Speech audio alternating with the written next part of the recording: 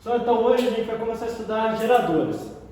Então geradores, o que é? Tudo que pega uma energia de determinado tipo e transforma em energia elétrica. Então pilha é um gerador que transforma a energia da reação química em energia elétrica.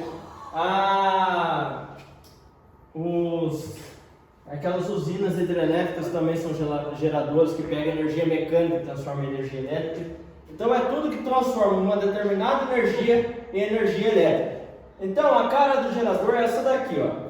O gerador, ele tem esses dois risquinhos, um menor e um maior. O menor é referente ao negativo, o maior ao positivo, e tem uma resistência interna. Então, o gerador, ele recebe uma energia que é chamada de energia eletromotriz, e a partir dessa energia ele transforma ela na nossa DDP, que é o U. Se a gente tiver um gerador ideal, o U vai ser igual à energia eletromotriz, ou seja, o gerador não vai ter resistência interna. Então aqui no gerador, se o gerador tiver em circuito aberto, não vai ter corrente elétrica percorrendo ele. Agora, se a gente fechar esse circuito, aqui nesse caso, a gente vai gerar uma corrente elétrica circulando no nosso circuito elétrico. Então, como eu falei, o gerador ele recebe energia, transforma essa energia e uma parte é dissipada porque tem resistência interna dentro dele. Então ele vai receber uma potência total. Dessa potência total ele vai dissipar uma parte na forma de calor e outra parte ele vai transformar em energia elétrica, ou seja, em potência útil. Então a potência total é igual a potência útil mais a potência dissipada.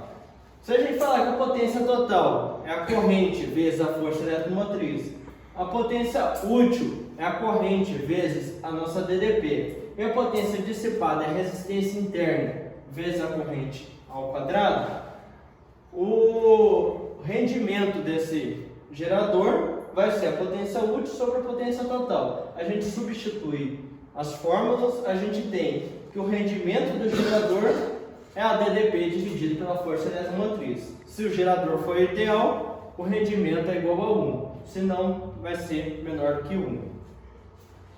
Equação características de um gerador.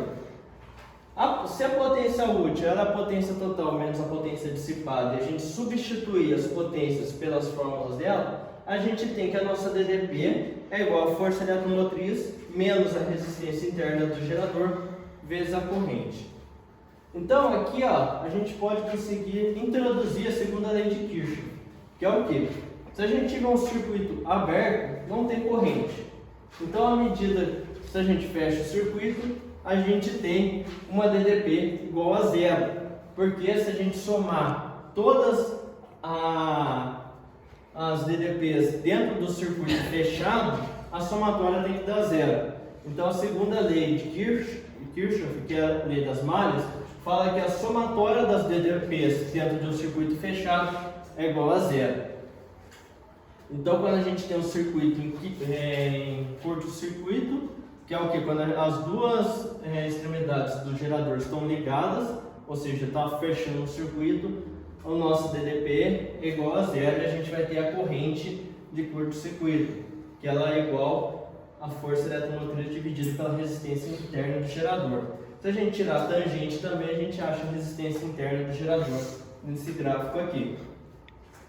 E a gente tem a lei de Ohm-Poulet, que é o que? Se a gente pegar a DDP e dividir pela resistência equivalente do circuito, substituir a DDP por a força eletromotriz menos a resistência interna do gerador e dividir pela resistência equivalente, a gente tem que a corrente que vai circular o circuito é a força eletromotriz dividido pela resistência interna do gerador mais a resistência equivalente do circuito. Então, um gerador ideal, que é o que a gente mais vai trabalhar, é um gerador que não tem resistência interna. Logo, a DDP é igual a força eletromotriz, que vai ser constante no circuito. Então, o gerador ele gera energia. Na próxima aula, a gente vai ver o receptor, que consome energia. Lembra disso? A gente tem a primeira lei de Kirchhoff, que é a lei das correntes, que é a lei dos nós, né? Que toda corrente que chega no nó é a somatória da corrente que sai. E a gente tem a segunda lei, que é a lei das malhas. Então, quando a gente for aplicar tudo que a gente aprendeu de resistência, gerador e receptor, a gente vai utilizar muito essas duas leis, lei das malhas e lei dos nós. Só alguma dúvida?